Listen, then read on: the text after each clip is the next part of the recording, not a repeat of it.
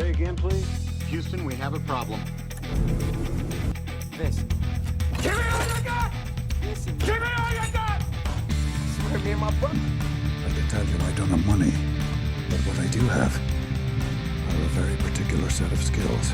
Right now! I want to talk! You kill him! You kill yourself, you motherfucker! Give me back my son! Help! I didn't kill my wife! I don't care! Hello, everybody, and welcome to another episode of Stand and Watch, the best and only dad movie podcast you're ever going to listen to because we killed all the other ones. They're dead. They're fucking dead because Yeah. they didn't hit the like and subscribe button. But you're smarter than that. You're smarter than that. You, a cultured individual, you viewers, look me in the eye right now. If you want to live to see the sun come up tomorrow, 89 degrees Fahrenheit with heat index of 105. If you want to live to see that horrid day, you will hit the like and subscribe button or I will fucking kill you. I mean, the way you describe that day, I feel like the death is a preferable option. Look, if the sun don't kill you, I will. What are you saying, that if the sun doesn't kill them, you will kill them in service of the sun? No, I serve nobody. It's me. So I control you serve the no. sun. So you serve Bob Odenkirk. I control the sun. You Me. control the sun. I control the fucking sun. Look, I think we're missing the point. Like and subscribe, you dirty little piggies. Hi, That's your call Steve. to action. Hi, Steve. Hi, That's your call to Standees. Hi, Steve. Hi, Standees. That doesn't count for you, Steven Standees. I'm Nick, by the way. Yes, you get drunk, Nick, today, everybody. I'm only 5 in. How Had many a would few you small beers. how many would you say you've had? 5 small beers. This is the 5th. I watched House of the Dragon with my wife. I had a few beers, and then we chatted before the show. Few I had small a few beers? small beers then. A few small beers. And after the show, after we're done recording everything we need to record, I'm going to go watch Battle of the Bastards, blitzed out of my mind. We're in for a good night. Are we?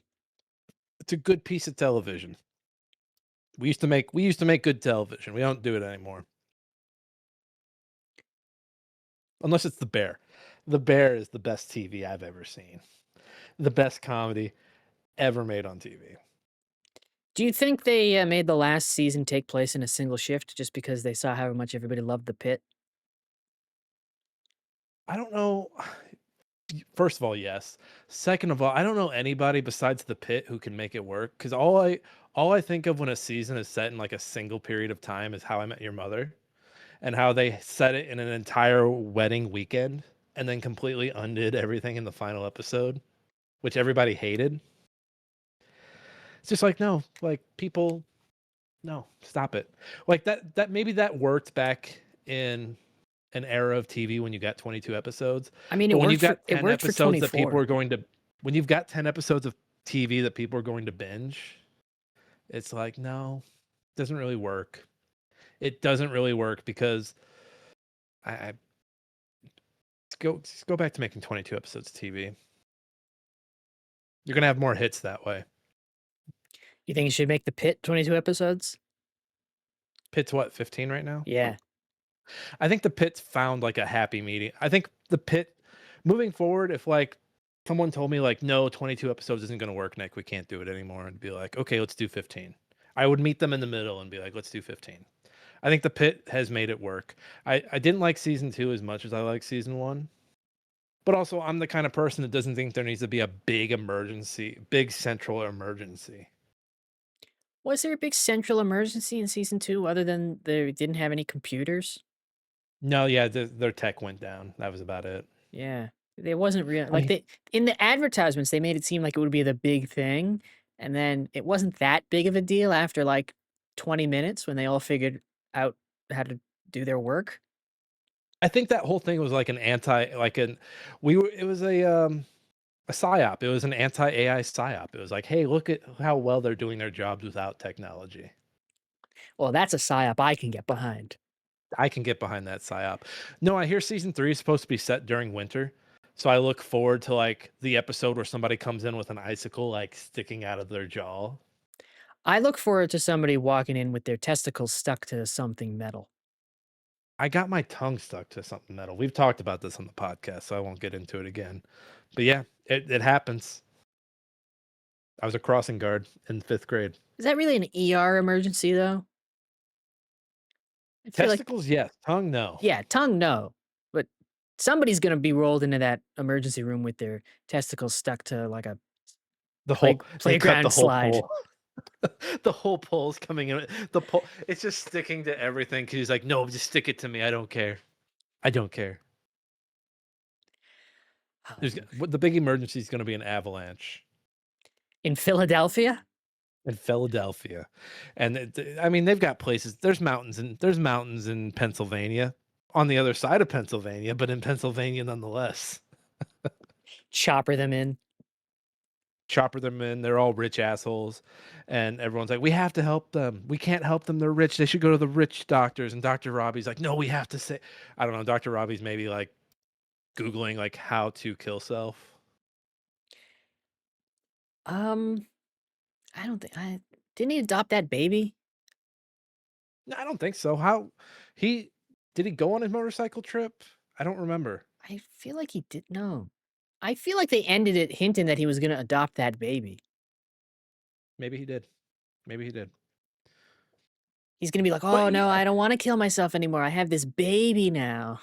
but you don't adopt a baby and say, you know what, I'm not gonna kill myself anymore. Yeah, but Like now he's got something to kill your, live for. A those child. kill yourself feelings don't go away. They do on television. Oh, I'm sorry. I think YouTube wants us to say undead yourself, not kill yourself. Sorry. Sorry, censors. Sorry. No, you can't say Sorry. undead yourself because that means you're just turning yourself into a zombie. This is a perfect segue. Look at that. Yeah. Look at that. Yeah. Look at that. We're professionals here. Few small beers. Few small beers. This episode brought to you by a few small beers. We're doing Resident Evil today, 2002. Perfect coinky dink that while we're recording this, there's a new trailer for Krieger's movie. Have you seen that trailer? I don't know if the one I saw was the newest one. I think it looks pretty good. I think Krieger is the perfect person to be directing and co-writing a Resident Evil movie, especially after Welcome to Raccoon City. My God. My God. My God. Yeah, We that don't movie talk about that movie sucks. It literally is doing the Mario movie stuff of like, I know that thing. I know Also, that what thing. and we'll talk about this. The Resident Evil movie we're talking about is good, but Yeah. why did like Welcome to Raccoon City tries to adapt the first and second games at the same time, It's which too is much. an insane proposition because the second game already has two different storylines. Yeah, you don't need. Yeah, no, no, no. I've only read the script for Welcome to Raccoon City, but I know if I watch it, I would hate it.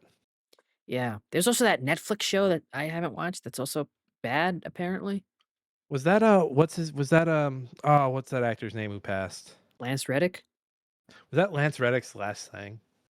No. Okay, good, good, good. I believe his last thing was a small cameo in Ballerina. I thought you were gonna tell me his last thing was a FanDuel's commercial. I'm Lance Reddick. Do you want to make some money? Bet on the line for the Buffalo Bills to win the Super Bowl this year. His last line. All right. There's going to be an actor whose last acting credit is a FanDuel or what's the big one? Kevin Hart is going to pass away filming a Kalshi DraftKings commercial DraftKings commercial. or BetMGM. Look, if Larry David had died doing that NFT commercial that he was doing, that would have been the funniest thing ever. His last acting credit was an NFT commercial. Or crypto, whatever. I don't fucking care. All right, I've got Resident Evil's wiki page up here. Read it. Resident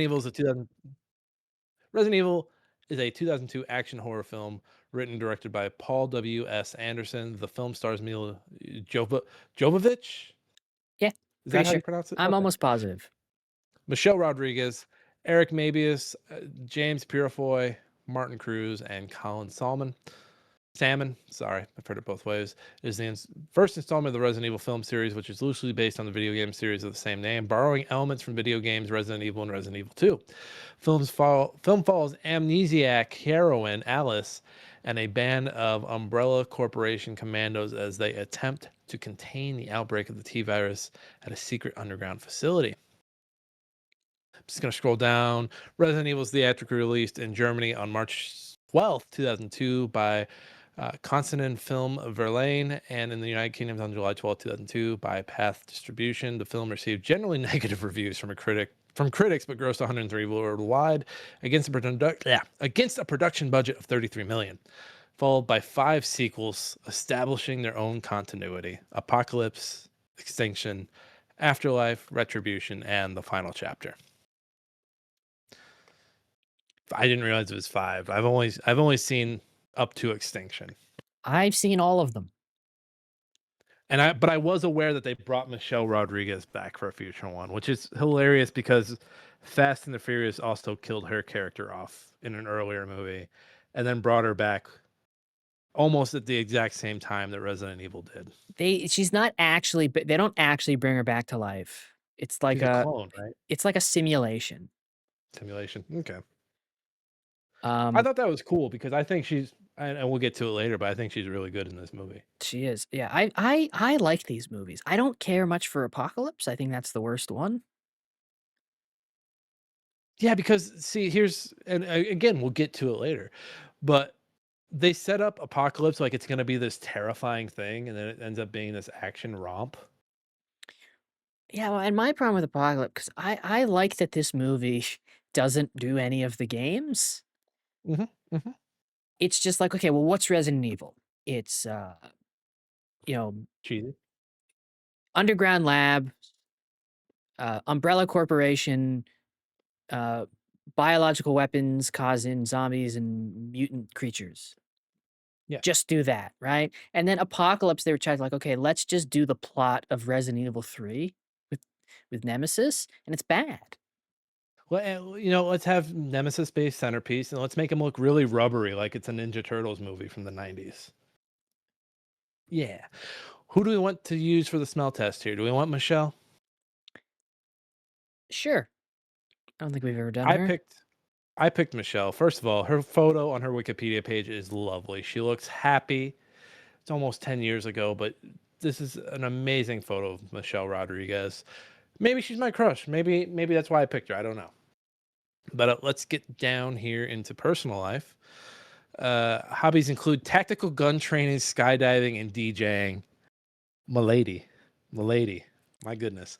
In early 2000s, she broke off an engagement to a Muslim boyfriend, citing opposition to religious requests he made of her. In 2001, she reportedly dated her Fast and Furious co-star Vin Diesel. I don't know how I feel about that. In late 2010, the Vin Diesel part. In late 2010, Rodriguez trained with Sea Shepherd to join direct action activism of the Marine Conservation Organization during Operation No Compromise. I'm guessing that's pro sea life. You mean like the SEALs? Like protecting the ocean? I'm making some assumptions here. In 2013, entertainment... Oh, wait, hold on. Scrolling down. Uh-oh. No, wait, let me read this. 2013, Entertainment Weekly quoted her as saying, "I've gone both ways. I do as I please. I'm too curious to sit here and not try when I can. Men are intriguing. So are chicks." As she explained to Latina Magazine, I'm learning about new magazines every day, by the way. Aren't we all? I'm getting older. Eventually, it's going to wrinkle up and I'm not going to be able to use it. I want to be honest about who I am and see what happens. The following year, she said in an interview that she hoped her actions would help others in a similar situation. Maybe by me opening my big fat mouth like I usually do and stepping up and owning who I am, maybe it might inspire somebody else to do the same. She described herself as bisexual in another interview later that month. Yeah, I fall under the B category of LGBT. Regarding the lack of unconventional female roles available in film, she said, What's wrong with being bi? I mean, we're getting flack everywhere we go. And then you go down to legal issues. Oh She no. was 2002 was arrested for assault after getting into a fight with her roommate. Charges were later dropped after the roommate declined to press charges. November 2003 went to court to face 8 misdemeanor charges based on 2 driving incidents, including a hit and run, driving under the influence. June 2004 pleaded no contest to 3 charges: hit and run, drunken driving, and driving with a suspended license. Went to jail 48 hours. 2005, while filming Lost in Hawaii, she was pulled over in Honolulu by police multiple times for speeding violations, and on December 1st was arrested for DUI. April 6th, she pled guilty and chose to pay a $500 fine and spend 5 days in jail. Doses of allergy relieving steroids is one of the reasons for her erratic behavior. Because the incident was a violation of her Los Angeles probation, she was sentenced to 60 days in jail, a 30-day alcohol rehabilitation program, and another 30 days of community service, including work for Mothers Against Drunk Driving. Because of overcrowding, she was released from jail on the same day she entered. Wow. Luck of the draw there. In September 2007, allegedly violated her probation by neither completing her community service nor following an alcoholic education program. On October 10, 2007, following a hearing, she was sentenced to 180 days jail time after agreeing to admit violating her probation. She was expected to spend the full 180 days in jail, but was released 18 days later due to overcrowding. In 2009, she completed her community service. Ironic, I'm the episode I show up drunk for. Does she pass the smell test? The last I mean, occasion was 2009, 2007. she was a For little 20 troubled. years. She was a little troubled, but I think she passes. She was in her 20s. I mean, hell, she got written off a Lost because of her DUIs. I think she passes. She passes. But also, hey, don't drink and drive, kids. It's not Yeah, smart. yeah. It's not cool. No. Call an Uber, you dumbasses. Are kids listening to this? No. Dads. Hey, having a few small beers, pretty cool. You know what's not cool? DUIs.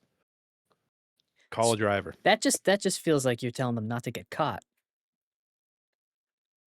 Hey, don't swerve. Hey, don't fucking drive, you dumb bitches. All right. Let's get to our dad approved letterbox reviews. I've Yep. got mine here from Toby1 Kenobi, who gave the movie 3.5 stars and a heart. And he said, can confirm the resident were evil. I feel like that should say residents. Well, that's on Toby. That's Yeah. on Toby. Come on, Toby, fix your grammar. It's either the residents were evil or the resident was evil. Get it together, Get it together, Toby. I got a review here from Alien Emoji Zara Alien Emoji, who is a pro Letterboxd user. Congrats on getting out of the little leagues. Look at you. Gave this movie 4 stars and a heart and wrote, I want Mila Jovovich to shoot me in the head and put a bullet right between my eyes. Hot. Look, I'm just going to say this up front. I have a girl crush on Michelle Rodriguez. You can just say crush. You don't have to say girl crush. I have a girl crush on Michelle Rodriguez, okay? I think you can just say crush. It's a girl crush. Leave me alone. I'm processing my feelings at this time.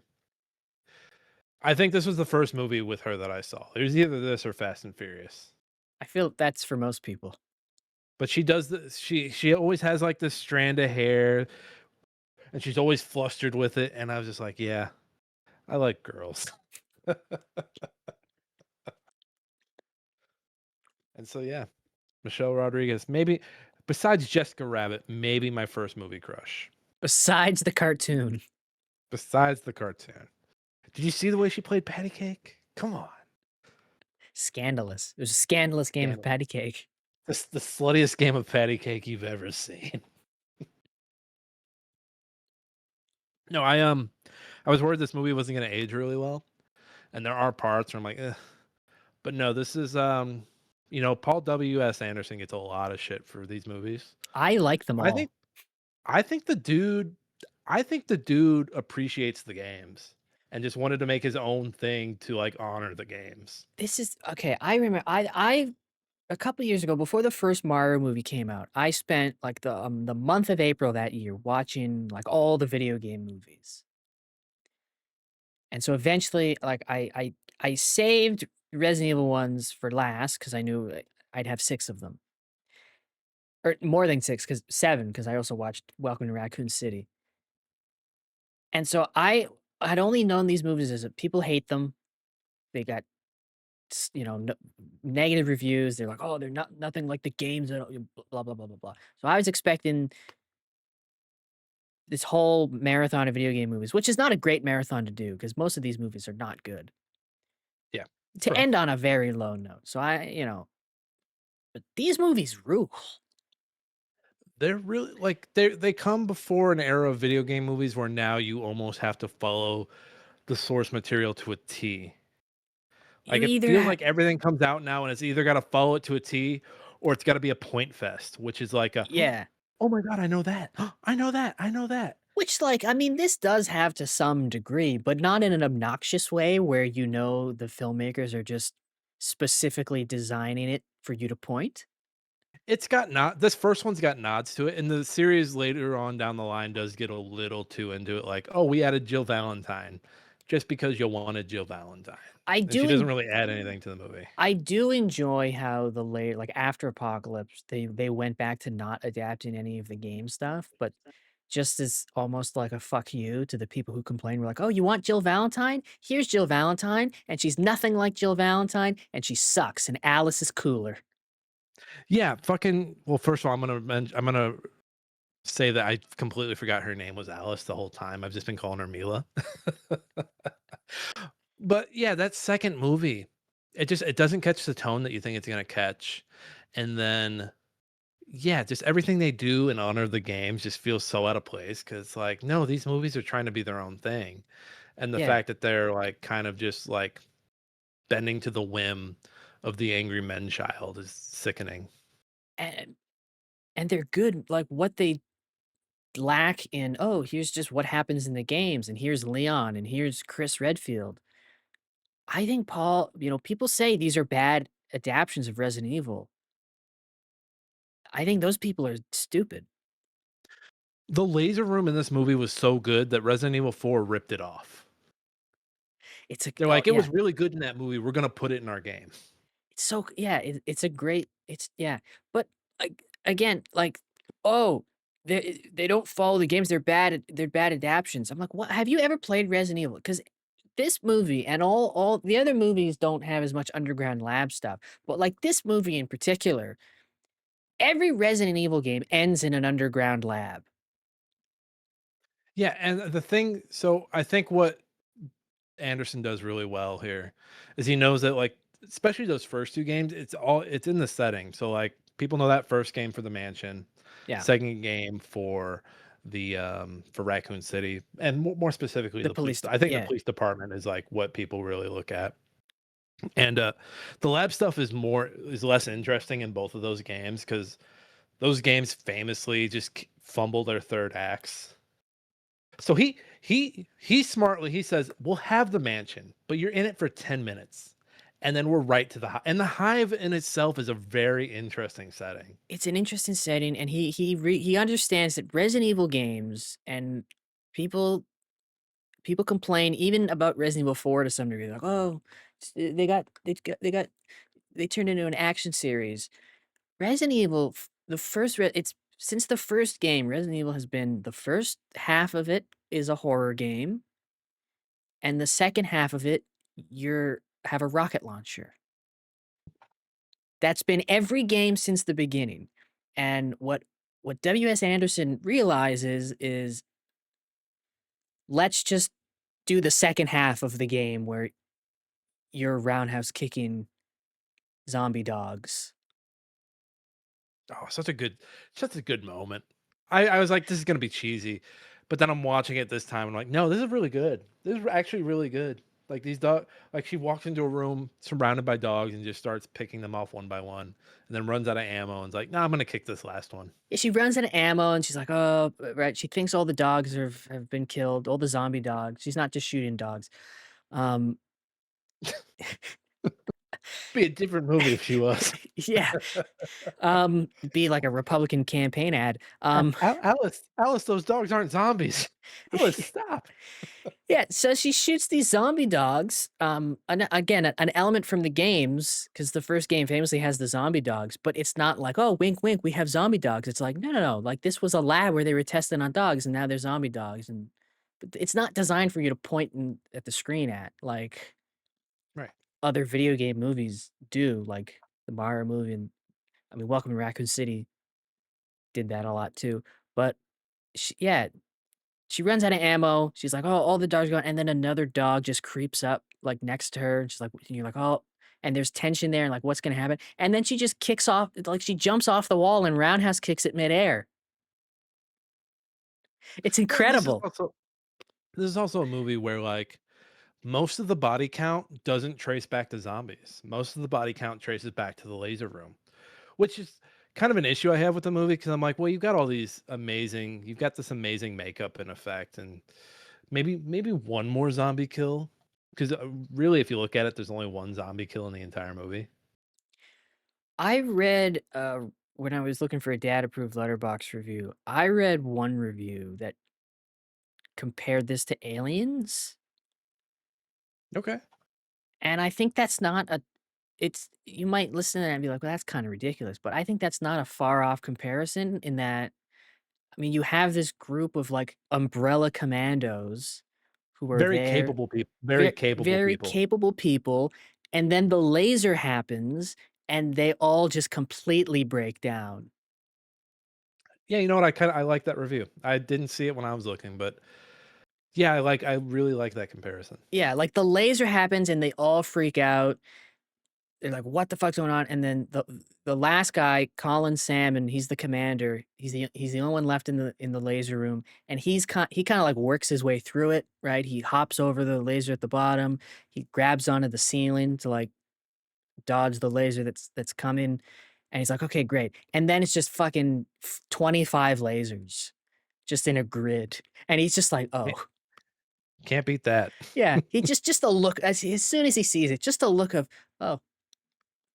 And Yeah. just immediate, just grated into cheese, and everybody and then the rest of them are just nobody recovers from that. They're all just panicking the rest of the movie. They're shook. Yeah, who's the computer guy? Is that Cap? His name's like Caps. Yeah, something like that. He's just a fucking panicky shit from that point forward. Michelle Rodriguez and JD aren't aware of it, but they become very panicky when they realize everybody's gone. Michelle Rodriguez gets bit almost immediately. Like 6 times. 6 times, and she soldiers through it, and as soon as they give her the shot, you're like, it's too you're like, you're sti even as a kid, I was watching it like, "It's too late. It's too late. She's been bit too much. She's gone through too she's like a hamburger." Yeah, Good child acting in this. The child plays an AI. yeah. Uh, who knew AI would be the downfall of man? Paul W.S. Anderson.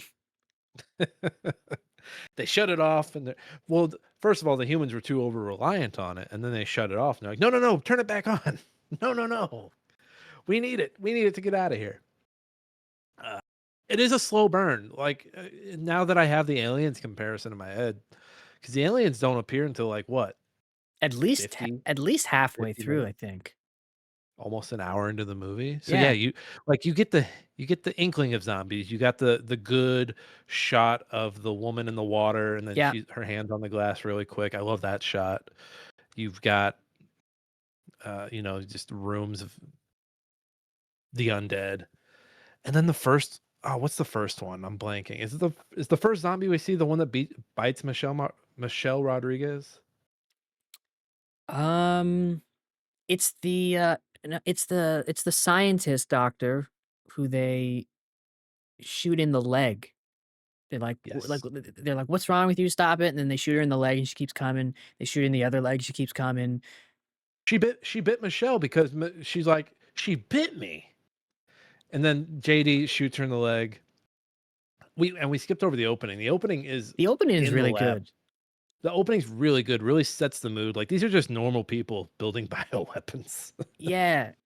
Yeah, it's just they're going about their job. Do they know they're building bio? They must know they're building They bioweapons, must know. But right? I mean, it's a Because I know hey, look, the opening narration says that like because the opening narration is about the Umbrella Corporation and how they're the shit they're going on. But it says in the opening narration that even their employees don't know. what are the suits doing? Are the suits like, hey, we've got a liquor in the other room. You want to see it?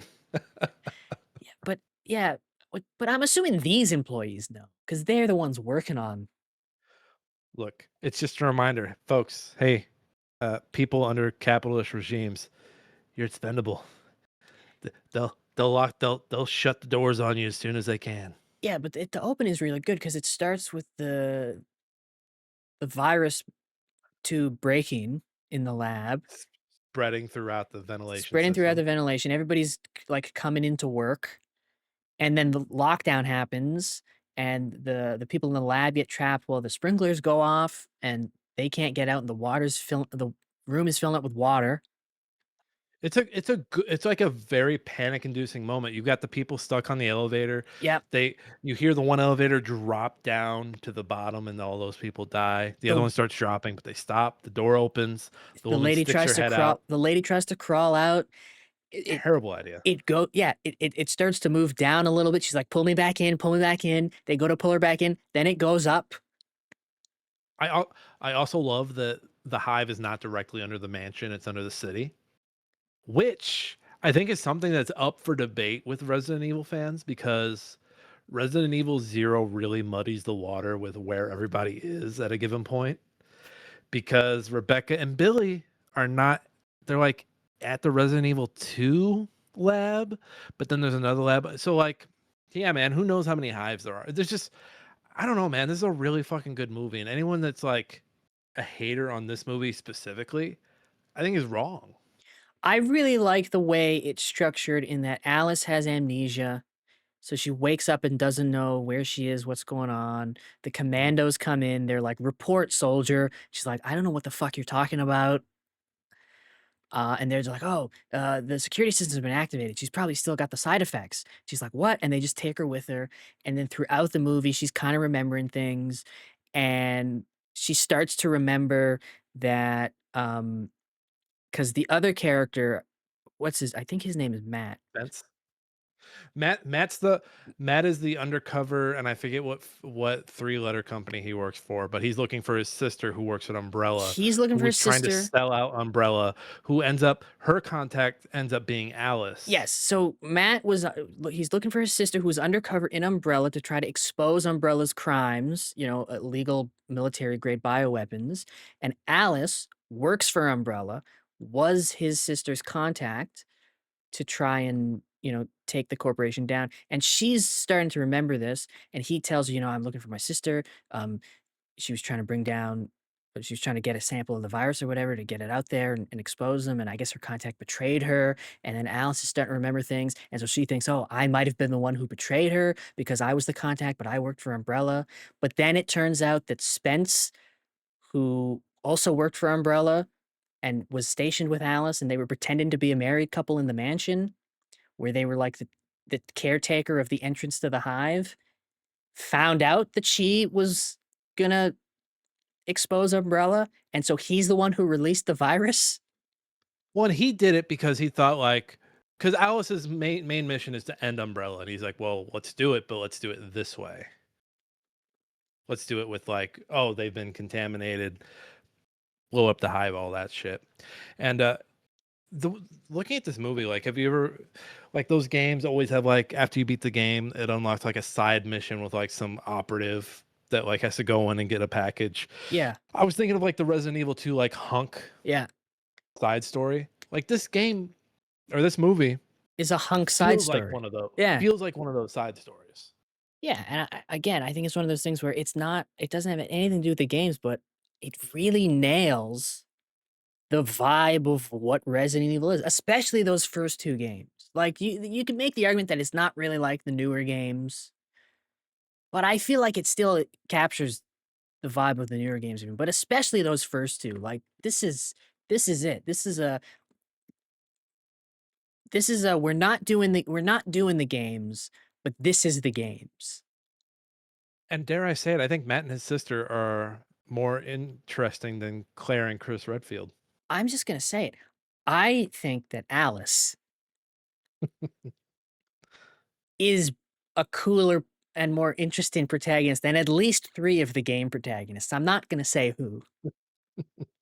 Look, if you look at those first 3 games, the theme of those first 3 is 2 and 3 more than 1, but the theme of those first 3 games is like, a town or a city's over reliance on a corporation. And I think this movie kinda picks up on it a little bit. I like this movie. It's a I good movie. like, I like it it's too. eerie like, the music when it opens is very eerie. It's almost got like a, it sounds like carnival music kind of. Yeah. It just got like these chimes to it. I also like that the Hive, whilst it is an evil AI, it does have a point of Yeah. yeah, you should, absolutely. It should kill everybody in this facility. These doors should remain shut until I blow everybody up. Yeah, like that would be better for everybody. Absolutely.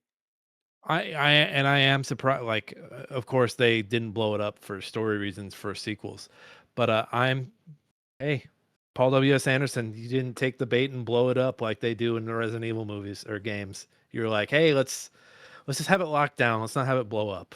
Yeah. I think, and I find the people complain about these movies, but then they cheer on like, "Oh, hey, Leon's back in Resident Evil 9 and he's roundhouse kicking people still."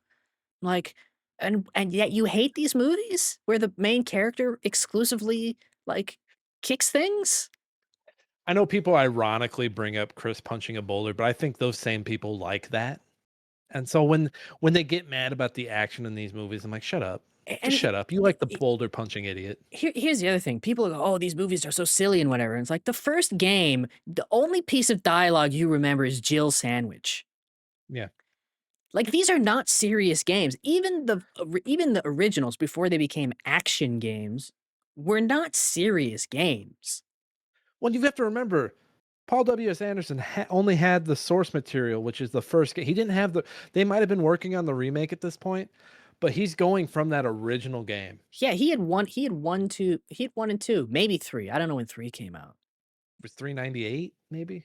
He had the first 2, let's say. First 2 or 3. And again, I think on RE3 vibes was alone 99. 90 okay, so he had the first 3 games to The work first with. 3. Maybe Code Veronica. And on vibes alone, this is a perfect Resident Evil adaptation. I mean, even like, it's a tense movie because I think the laser room, like, when Paul W.S. Anderson dies, they're gonna replay that laser room scene because that is like Yeah, that is an all timer. it is. It's because this whole time you felt safe. You're like, oh, we're in the hands of these very capable people, and then 4 of them get chopped down immediately. And I've seen this movie, like, 3 times by now. And I've seen it enough to the point where on this watch, I wasn't fully like, I was doing other things just because 'cause I've seen it enough that I'm like, "I know what's happening." But yep, when they entered that hallway, I was locked in. Even though I know exactly what's happening, I'm like, "No, no, I'm watching him get chopped into bits because it's still such a great reveal." it's a stand and watch moment. Yeah, like, it's such a great reveal of him being like, "Okay, so the first laser shows up, they're like, 'What the fuck's happening?'" The one guy's, fingers get chopped off, the lady is too slow to react, and they're like and they don't know that she got hit by the laser, like, "Hey, what's going on?" And her head just slowly falls off, and And and it still looks okay. 24 years later, it still looks okay. yeah, yeah, I mean, I don't wanna say it looks great, there's some wonky CGI in this. Oh, when he like falls to the ground in a million little pieces, it looks a little dated. But Yeah, like, that's not even the most dated thing looking CGI in the movie. when the guy's fingers get chopped off, like, that's like, okay, it's not All right, great. he's wearing green little fingers over that, but okay. Yeah, right, I'm like, and it's a shame because s there is some genuinely good practical effects and makeup in this, like, the zombies look good. Yeah, they I'm just look like, amazing. you couldn't have okay, I understand you didn't wanna do a practical effect of chopping him up into a million little pieces, but you couldn't have, gotten a real fake chopped up hand. Well, these sets are beautiful. These sets are also really gorgeous. Like these are built out sets. I like the room with all the, all the contain like where the liquor is contained. Who Lord knows what else is contained in there. I like the room with the pipes that they climb on eventually, and the zombies are like reaching up at them. These just feel like good sets. And Mhm. again, like maybe it's just because everything's in front of a green screen and blue screen now. But I was like, man, this is a movie ass movie. Yeah. Yeah, the liquor looks whatever. I mean, maybe it looked good in 2002, I don't know. The liquor reminds me of the Power Ranger movie. Yeah. As a kid, I swear that Megazord in that movie looked amazing, and then rewatching it, you're like, "Ugh." Yeah, I don't know if the liquor looked good in 2002. I don't know how people reacted to it then. Like, now it doesn't look great, but, the design is still good. I also like that, like, the liquor is, like, their big Big like Boss. yeah, Th that's the Yeah, big they boss. Like, because in the game, it's a tougher enemy, but it's whatever, the right? the tyrant would have been too humanoid, and they would have had to, like, figure out how to, like, shoot it's too slow because you need something fast moving for CGI, I feel like. Yeah, Whereas if it's slow, like, you can sit there and look at it and be like, "Yeah, that looks bad." yeah.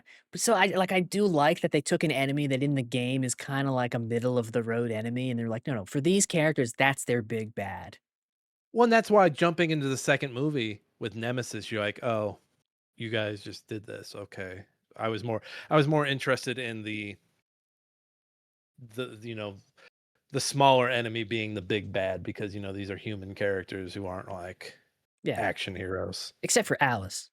Except for Alice, who can kick dogs in the fucking Doberman zombies in the fucking face. Yeah, jumped off a wall. Badass. Yeah. They should have put her in the games. In that moment, do you think she's like, "Oh yeah, I can run on walls." I do like how she That's the slowly memory that because clicks. because her memory slowly comes back, she slowly remembers, "Oh, yeah, I worked for like, I'm an agent, like, I can do shit." Yeah, and the they're just they're carrying around the corpse of Michelle Rodriguez. I also really like the ending of this movie. Yes, where they capture her, they put Matt through the Nemesis program. Yeah, She wakes up in the lab and she's all connected to everything. because they get out of this terrible situation just to immediately be kidnapped by Umbrella again. A bunch of dorks in hazmat suits. Yeah, You know take all the those guys were wearing glasses. yeah, they just immediately get they finally get out of this ordeal. Matt's been scratched by the liquor. And they just immediately are like, "Oh, thank God, like, we got out of there," and they're just immediately kidnapped by Umbrella again to be experimented on, and they're like, "Take him, we're gonna put him in the Nemesis program," and there's, like, little tentacles coming out of his wound. Which, as a kid watching that, I was like, "Oh, fuck, they're gonna make him Nemesis." Like, as a kid, it was the coolest thing, and then watching the movie and being like, "Oh, that's what they did with Nemesis." Yeah, but, like, Cool. it's a good right, and then she wakes up and, like, in just this sterile medical environment, she's got tubes coming out of her, she's like, "What the fuck's going on now? How long has it been? Where am I?" She's banging on the glass, "Let me out." She She short circuits the key lock with one of the A needles that zo was sticking into her head. a zombie, like, crawls across the screen in, the observation room. Yeah, she It's gets out eerie. It's yeah, she gets out there, she's like, nobody here, everything's kinda like, all messed up." Then she's walking the streets of Raccoon City, you get a little paper clip in, The Dead Walk, and it's just a dilapidated, abandoned city. She grabs a shotgun out of a police car, cocks it, and the movie ends, and you're like, "Hell yeah. I wanna and then see." the music it's that same what's the term? I'm like, leitmotif or whatever, where it's the eerie, like, Yeah. and it's like, "Oh my god, this is gonna be a scary movie when they make this eventually. I'm scared." Like, she cocks that shotgun, and it cuts to credits with, like, the music, and I'm like, "Hell yeah." Like, she's gonna rip and tear until it's done. I was Like, that's her excited for it, and then that movie came out, and I was like, "Oh, yeah. okay." Yeah. The next one's very disappointing. I like the rest. I like all of them, though. The second one has its good moments, It like, when does that have its good journalist gets eaten in the school, that is very scary. it has Like, its there's good something moments. scary about zombie children. I like Jared Harris in that movie. I think he's a good Yes. I think he's a good Umbrella executive villain. But I He's like the man. this. He's literally the man in the chair that whole movie. I like these movies. This is a good, like this is good schlock. I think this Yeah. series. Paul W.S. Anderson knows what the fuck he's doing. Yeah, I think this Most is of the the time. best. This one is the best of all of them. But I think like you could do like it's if you just want to I don't even wanna say shut your brain off, but if you just want, like, some good fun schlock to run through, just watch the Resident Evil movies. They're good, they're fun. They're fun I love movies. that. I love Afterlife. I've only seen it 2 times, but, like, Afterlife is really good. Mike Epps is really good in it. And Mike Epps is, like, one of the better parts of that 2nd movie. I quote what's he say when he hits those zombies with his car? 2 points. 2 points, motherfucker. Yeah, I mean, I like ex I the first half of Extinction is really slow, like, to a fault, but, like, once Extinction gets going, that one's also really great. Like, the back Am I half of getting them Extinction is really cool. am I getting the order mixed up here? Extinction is 3. Okay, Extinction might be my 2nd favorite. Yeah, um, I like how that they're able to work the crows into that The one. Crows is good. I think Retribution is the one they bring back Rodriguez, I believe. But It's like the that one's really fun because it's essentially just, hey, what if Resident Evil was the Matrix? Because it all takes place in a simulation.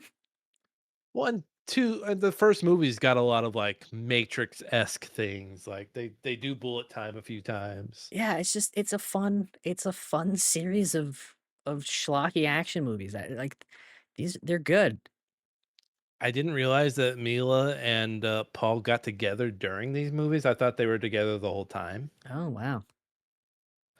Yeah, because I clicked on her and apparently, yeah, marriage wasn't until, when did they get married? They got married in oh, where's it at? Oh, here it is, 2009. Well, I guess he filmed her naked so many times in this movie, he was like, "I gotta lock that down." He's like, "I have to make an honest woman out of her." Yeah, Mila these movies are good. I like them. I like them, and they're good Resident Evil movies, I think, as well. I think they don't adapt the games one to one, but, just based on vibes, I think these are good adaptions, and I think, look, if you enjoy Leon roundhouse kicking things, there's no reason you shouldn't also enjoy The Adventures of Alice. Yeah, and yeah, they're not the games, but they do, like, tip their hat to them. 'em. They're like, "Hey, look, we know you like the brother and sister character, so here's a brother and sister character that you can like. And hey, we know you like your setting, so here's a really cool lab that you can like." And, yeah, they'll throw you a bone every once in a while, but I think this is the way to do something that isn't, like, one-to-one or a point fest or, what the Halo series did where they were like, "Yeah, we don't fuck with the games." Yeah, I think I do still think this is one of the better video game movies. It's up there. I think this and the first Silent Hill movie are probably, like, top notch. Yeah. I think I would put this in the top 10 at least. Uh, I was gonna ask you a question. I don't remember it though. Oh, I also like JD. Like they're fighting to open this door, they open it, and it's filled with zombies, and JD gets eaten. We didn't get to mention that part, but I really do like that twist of like, we're fighting to survive. We're fighting to survive. Oh, the thing that we were trying to do got us killed. Whoops, my bad. I like the scene where Michelle Rodriguez is just bleeding profusely over the zombies, and they're, like, just trying to reach, and she's like, "Yeah, you like that? You like that, Oh don't yeah, you?" she's teasing him. Yeah, But she knows she's dead. She's like, I'm basically dead. Fuck it. I'm gonna. She yeah, she's amazing. yeah. She's an amazing woman. Good movie. Good movie. Good movie. What did I give this? I think this is one of those movies where it's like I think I gave it 3 stars on Letterboxd, but I give I it 3 could and a half. I could be enticed into going up to 3.5. This is one of those 3-star movies where you know it has its flaws, but you're like, "Eh." Well, Yeah. the other flaw I have is that like Spence's motive is like, oh wait, so you were impatient and you wanted to destroy Umbrella, but by killing all these people. Yeah, it's one of those movies where I'm like, I enjoy it. It's got too many faults for me to say 4 stars because I know as a movie it's flawed, but I'm like, Yeah, but it rules though. Banger ass soundtrack. Yeah, 3.5. I'm gonna Yeah. move on up to 3.5 with you. How much of a dad movie is it though? That's tough. That's tough. Dads do not like video games. They don't. I mean, it depends on the dad. They like Yaris. They like Centipede. I mean, you're a dad, you like video games. Yeah, but I'm thinking of actual dads. I'm not an actual dad. You have children? I have children, but I'm not an actual dad. Um, I think dads I mean, couple of hot ladies, dads will Couple hot enjoy that. ladies. Dads like movies where people are good at what they do, and this team of specialists is good until they get lasered. 90 minutes. 90 minutes. Dads also like the laser room. I think dads would like The Laser Room.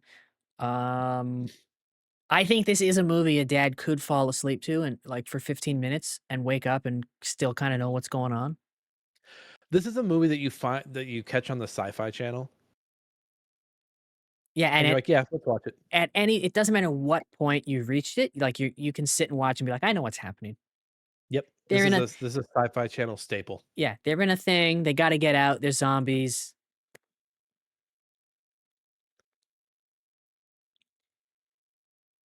Um, I would put this towards the top. I'd say it's probably like 80, 90.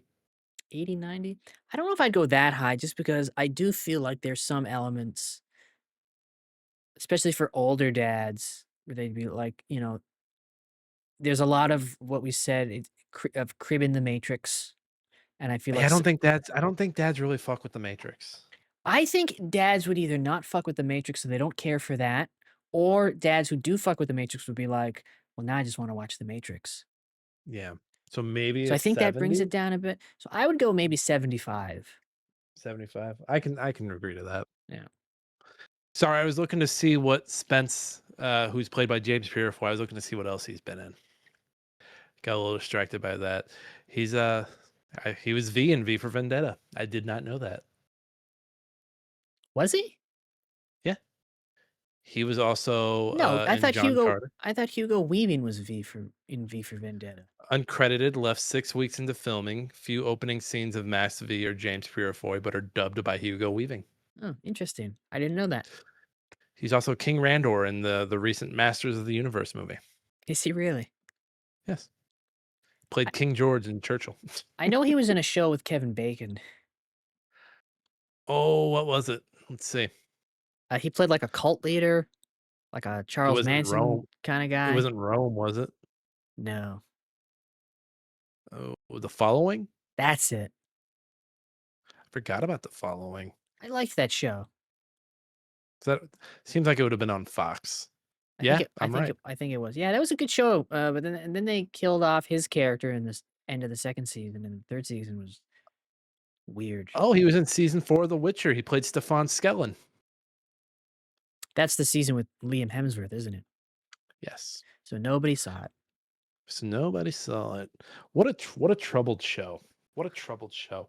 You know who else is troubled? You know who else is troubled? Oh, I know.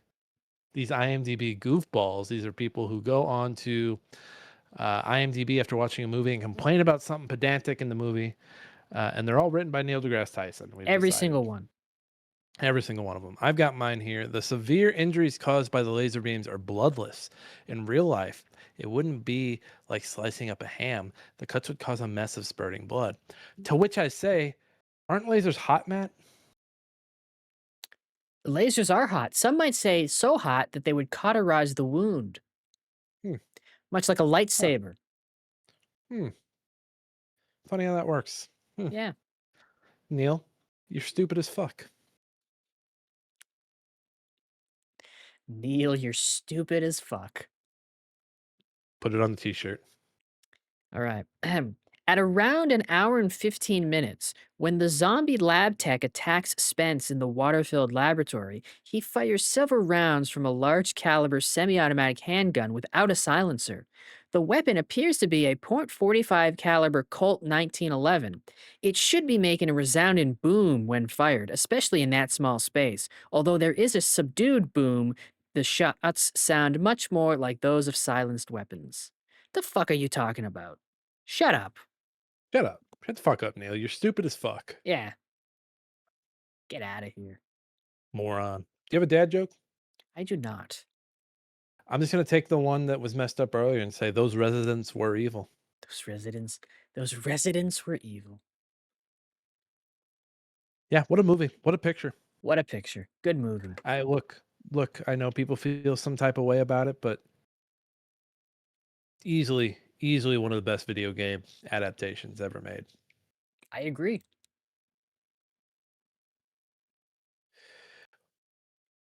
Spin that wheel, eh? Time to spin the wheel. My beer's almost empty, but what is this?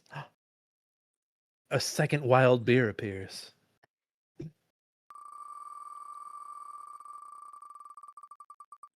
What are you hoping for on this wheel? Oh, Oh no. so close. It was about to What is- land on The Running Man. The new 2020 one. The new one. Which would have meant Kate comes back on the show. And I would be here this time. And you would be here this time.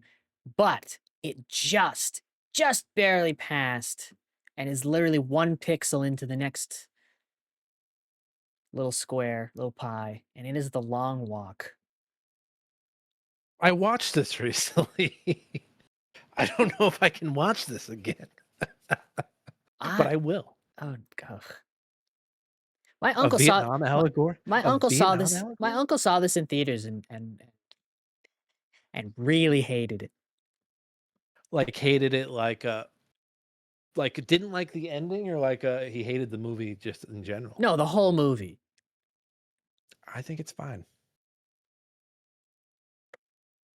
Well, It's got a what's his name's kid? the Hoffman. Philip Seymour Hoffman's kid's in it, I believe. Well, I guess we'll find out. Let's see. I think this is still on HBO Max in the States. Let's see here. This movie is hey, just a heads up. This movie's a fucking bummer, everybody.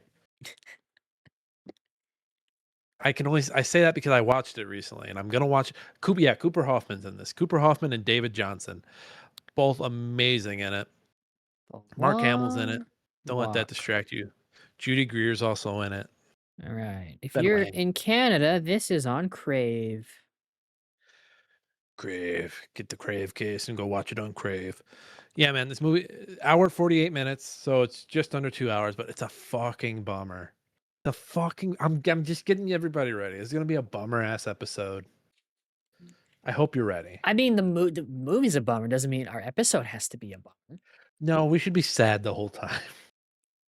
We should play little like sad violin music the entire episode.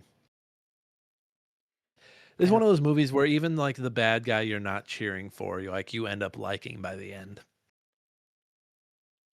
Not Mark Hamill's character. Fuck him. Isn't Mark Hamill's character a one of the troops? Saying you don't support the is. troops? He's the major. He's the major. The major. Everyone's trying to impress the major.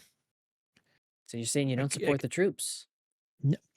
Mm, Maybe you heard it here first, everybody. Nick doesn't support the troops. I didn't say that. I didn't say that. I love the troops. Do you? Seems like you don't like the troops. What's the office quote? A toast for the troops. Both sides. On both sides. All of the troops. An all-timer line from BJ Novak. You know he wrote that line. To the troops. All of the troops on both sides. On both sides. Oh, just the perfect troll line. I love him. I love him. People see a small little man, but I love him. I love him so much. I just want to put him in my pockets. I want to cut him in half and put him in both my pockets. But yeah, Long Walk. How long is it? I want to see how long this book is.